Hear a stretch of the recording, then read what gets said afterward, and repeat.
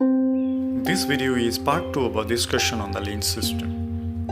In part 1, we discussed on workplace management, visual management, quality assurance, overproduction, and overprocessing. In this video, we are going to cover the remaining part of our discussion.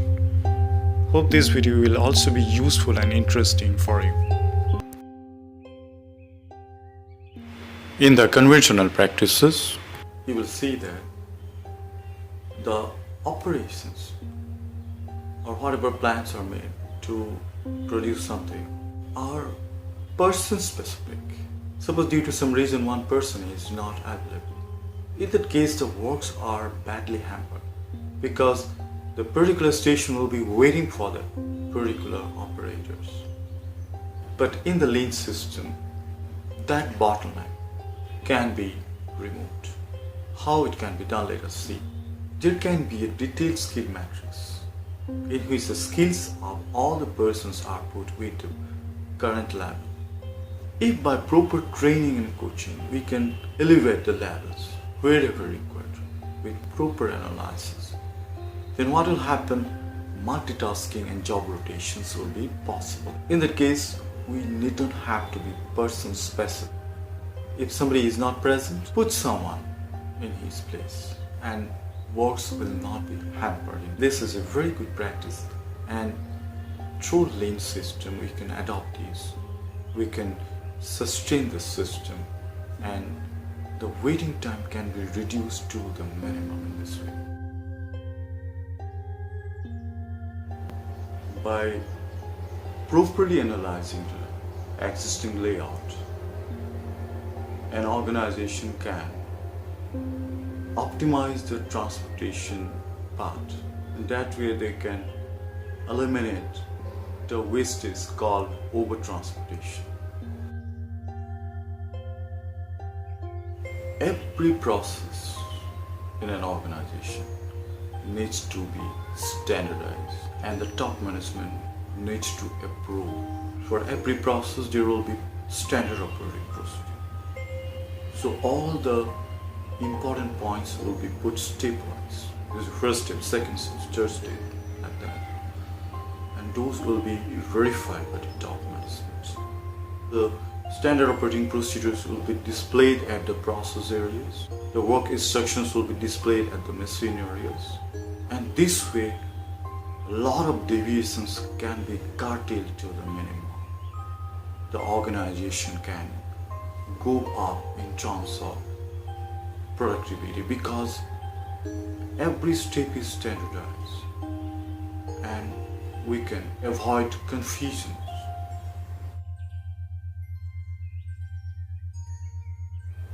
Maintaining suggestion box is a very good practice because the operators and other people in the software, they are resourceful people.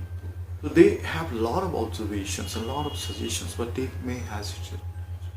But if they are given proper motivation or encouragement with proper reward scheme, then they will start giving suggestions. There will be proper suggestion box in which they can put the suggestions. On regular basis, the top management or the higher management will take out the suggestions. If the suggestions from which the companies can get benefits, then there may be proper rewards. The concerned persons must be rewarded on a regular basis. The environment will be such that people will start giving and they will keep on giving good suggestions, good and good suggestions. And in that case, what will happen? There will be a lot of continual improvement activities called Kaizen Bleach, best practices, Pokaokis. Stations are placed haphazardly.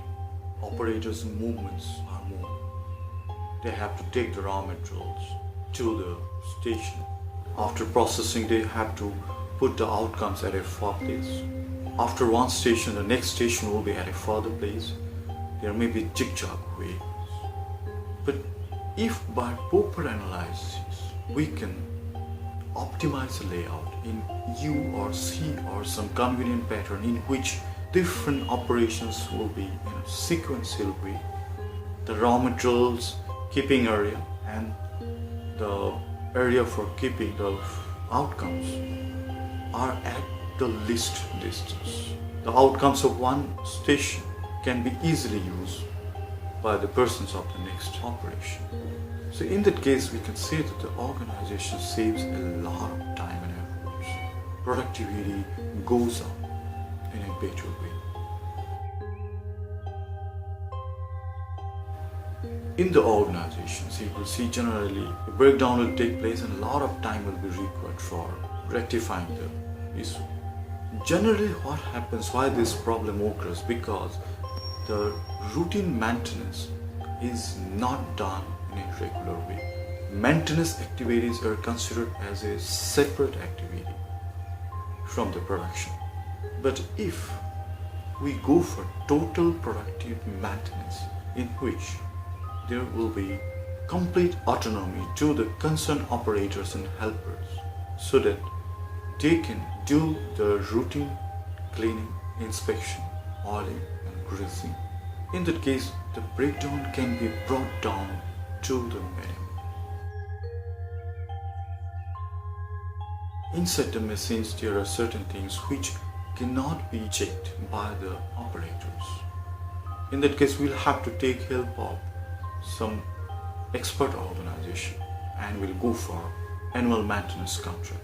The contact details of the concerned organizations, concerned persons will be put in a label. Whenever there will be some issue, the maintenance engineer can be contacted even at the midnight. In that label, the last maintenance date will be put and the due date will be put. So everything will be crystal clear. The next maintenance will be done by this date. In that case, the machines can be saved for major breakdown. In the machines in the organization, there are some critical parts because of which quality problem may occur. For example, in our body, heart, lungs, brain, liver, kidneys, these are very critical. So in the machines, what will happen once in a month or twice in a month, with the help of proper checklist, if we give extra care to those components, because of the deviations of which there will be definite quality problems, then that is the quality maintenance. And we need to take care of that. Especially the top management will have to give proper emphasis on this.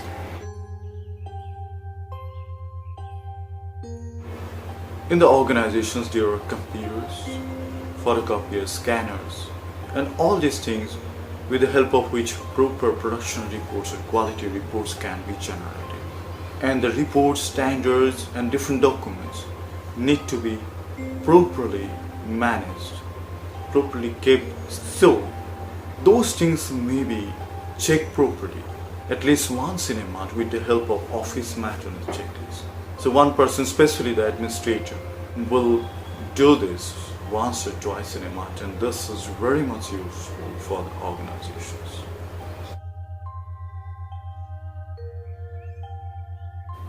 During changeover of jobs, a lot of time is wasted. Generally, changeover time is more than the required. What happens because a lot of unnecessary activities habitually the operators and helpers used to do. By proper trial, if we can find out the unnecessary activities, if we can find out which activities can be done prior to the changeover, whenever changeover takes place, takes very less time. In some organizations, you can find around 50% time can be reduced. A proper changeover trial is conducted, proper analysis is done, and the new changeover time is standardized.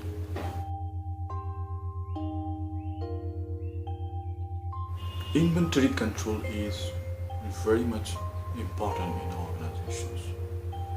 Otherwise, inventory level will go up without proper control. And what will happen? There will be scarcity of space. you will purchase new items even though the items are available.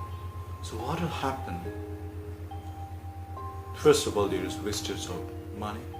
Second, scarcity of space.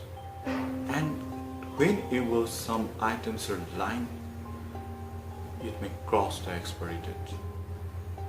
The quality may be deteriorated with time. So all these things can be properly controlled with proper just-in-time principle. In that case, there will be regular monitoring on the inventory level. The stock status will be updated on a regular basis. There will be well-defined minimum and maximum inventory levels. And in that case, production will not be stopped due to less inventory, and there will not be stagnant lot due to uncontrolled purchase of excess materials.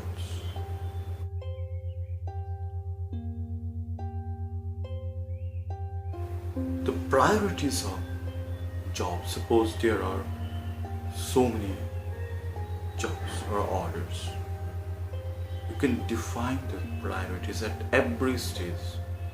If some works are to be started, you set the priority as per the requirements. If certain things are in process, you set the priority. If certain things are in the completion stage, you set the priority. While delivering, also set the priority. And all these will be in a single board called the Kanban board.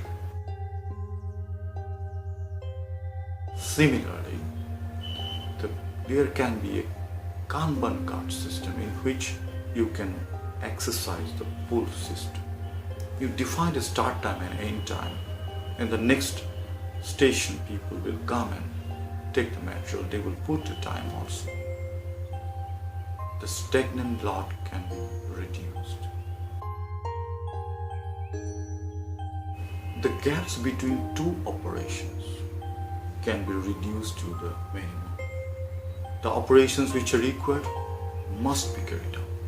For example, for queuing of one item, there may be some required times. So you cannot compromise on that time, and that is not a non-valuated time because customers are ready to pay. But the gaps for which there is no logic due to laziness or some other reason, or there are so many excuses because of which the gaps are taking place, then there are ways through which we can cut down the gaps. And one of the best ways is to put down the value-added processes in a big sheet and then doing the proper analysis. Where from the gaps have come? How can we reduce the gaps? Those things can be properly analyzed, and a lot of improvements can be achieved in terms of improvement of value-added activities or value-added receipt permanently. In this video, so far we have discussed some tools and techniques related to the lean system. If we keep on exercising those tools and techniques and sustain those exercises, then we can get the real benefits from the lean system in terms of profitability, productivity, efficiency, all these things. The real benefits of lean will come if things are sustained. If you have liked the video, you may share with all the concerned persons. If you want to keep on getting similar videos, you may subscribe to my channel. Thank you so much for watching the video. I love you.